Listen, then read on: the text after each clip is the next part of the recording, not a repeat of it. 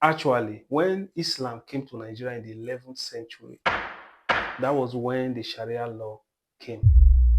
When it came to Nigeria, the 11th century.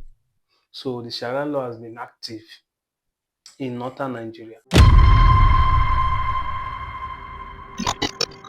The US urged to pressure Nigeria to abolish the Sharia law and disband Hijab over alleged religious persecution. Now, the United States Congress held a meeting where they looked into the issues that is going on in Nigeria currently to check about the Christian genocide and religious persecution that is going on in Nigeria. And they got an advice during the panel that the Congress sat on. So because they wanted to look into the matter and they brought somebody who is skilled in what is going on in Nigeria to enlighten them on the issues in Nigeria and how to solve it. So one of the solutions that was brought on the table is that for the US to pressure Nigerian government so that Sharia law should be banned and also the Ishba police should be dissolved. So that was one of the solution that they feel that it will be able to solve the problem of religious persecution or Christian persecution in Nigeria. Because we all know that Nigeria has been designated as a country of particular concern by the United States, which was declared by the president of um, America, which is Donald Trump. But in that, United States has been looking into the issue of Nigeria to see how it can be permanently dissolved. What I mean is that the Christian persecution or religious persecution in Nigeria can be fully dissolved. So they are trying to check the root cause to see how they can solve the issue. But here, we want to talk about extensively about actually the Sharia law in Nigeria. You know, Nigeria is a secular state, and so many people have been thinking this is a secular state. Why is there Sharia active in Nigeria? We now have two constitutions. If you go to some states in Nigeria currently, you will see where the Sharia law is active.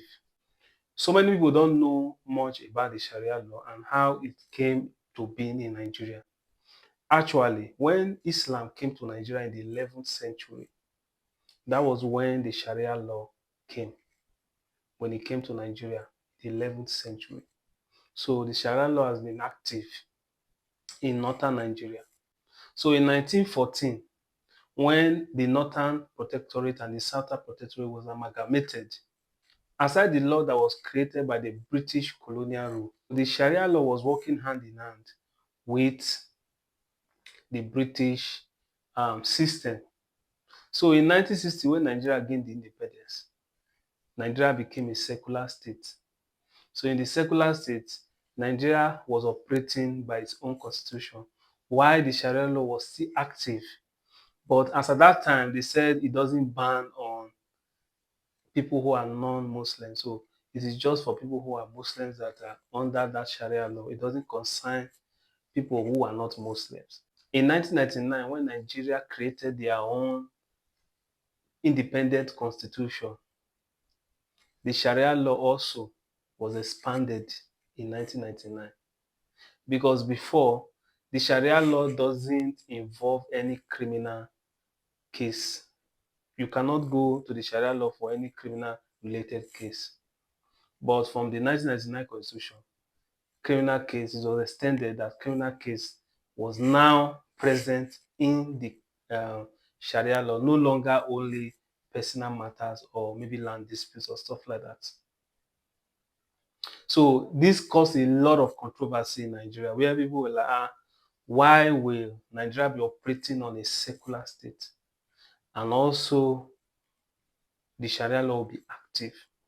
But there are some northern states who has fully implemented the Sharia law working there.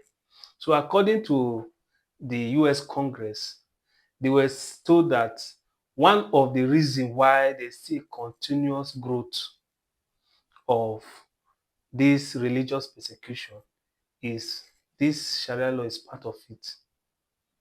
It brings about, there are so many people who are not Muslims, they are not, in Nigeria, we have what they call the freedom of religion.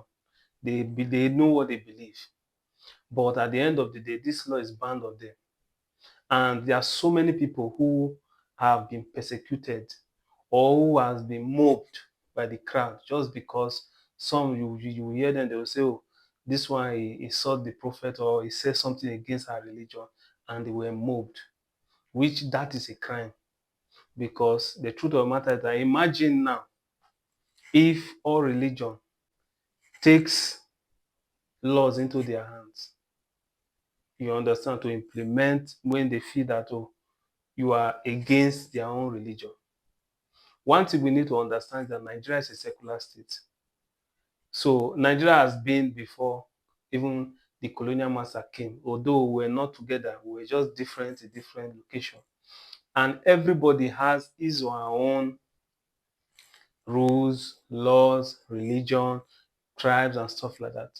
So in 1914, when we were joined together, you understand, we started operating together. In 1960, when we gained our independence, it became a secular state where there's no more religion. So any religion you are practicing in Nigeria is okay, but that your religion should not affect another person. So that is the idea from the United States. For you that is watching, what do you think? I read some tweets on X where some people were commenting that they prefer Nigeria to even break than the Sharia law should be abolished. You understand? There are so many people against it that it will never be abolished. But the truth of the matter is that we have to check it from a broader and a wider perspective, which is, imagine now, let's look at these people who are committing this religious persecution or who believe in jihad and they are using it to commit crime. You understand? Because jihad is a crime. You understand? They're using it to commit crime and persecuting people who they feel that is not in their own religion. Imagine if other religion is doing the same thing.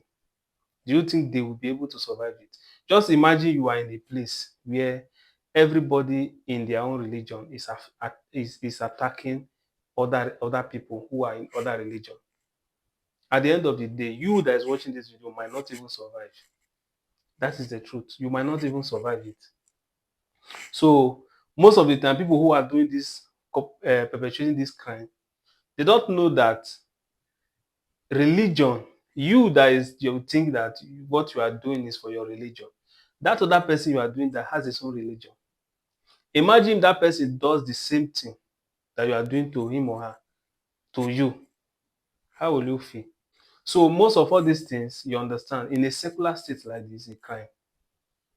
And if we say that, oh, there are some states who are maybe Muslim states, maybe religious states, maybe any, you understand, there are some states you go, you see that this is a general, it's fine, but not in a secular state.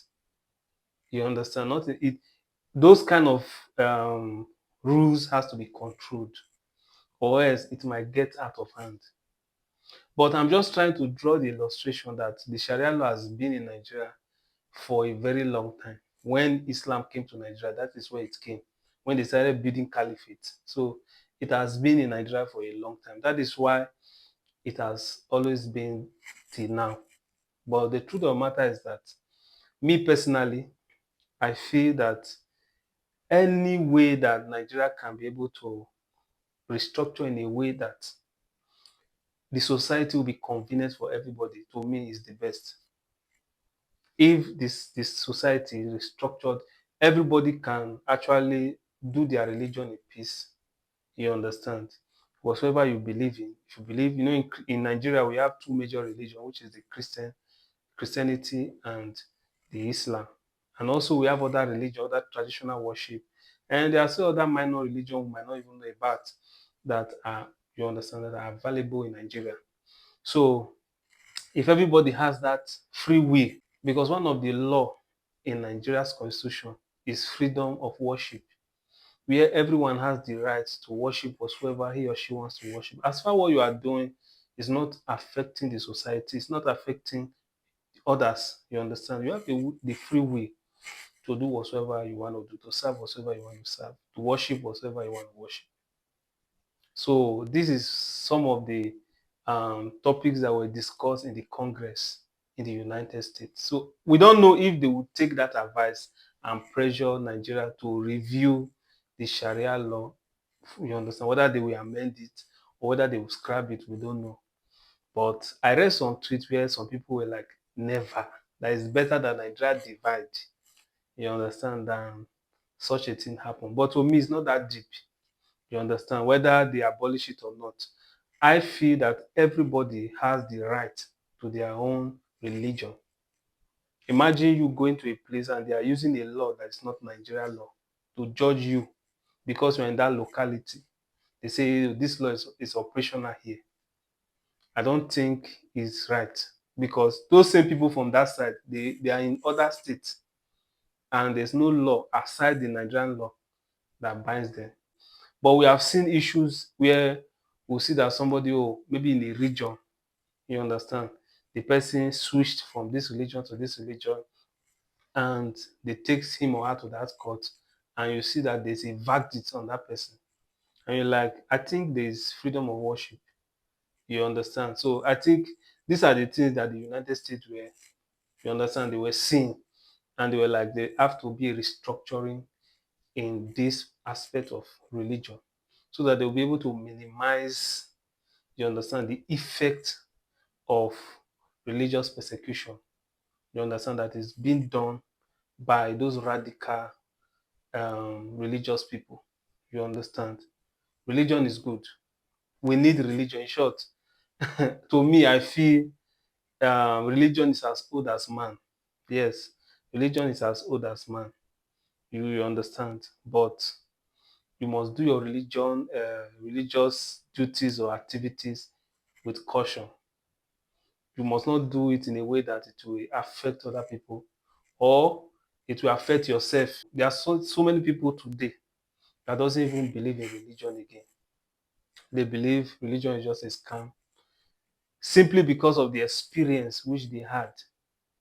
They you understand because of the experience, some were duped, some were manipulated because of religion. You know, one thing you need to understand about religion is that there are some people who, especially those who are educated, they see religion as a tool. They are not really religious, but they see it as a tool to manipulate people who are not educated. To manipulate is you can be easily manipulated by religion. Religion is one of the ways that you can be easily manipulated. You can be easily influenced, no matter the religion. You can be easily manipulated. So when you don't do it in the right way, you do it in the wrong way, thinking you are doing it in the right way. If you read the Bible, Jesus said to his disciples, he says some people will be killing you and they will think by doing so they are doing God a service. Say they are doing God a service, but they are actually killing you. That's what Jesus said. So that is a religion where they will be affecting other people. They will think that what they are doing to you is they are doing God a service. Meanwhile, they are being manipulated. I don't know what you think. Just drop in the comment section. What do you think about this issue that was raised in the US Congress? Do you think that it will be possible? But to me, you know, Sharia law has been for a very long time. I don't see it. I see it like maybe bad as it bad, it might be restructured. You understand? But I don't know. What do you think? Just drop in the comment section.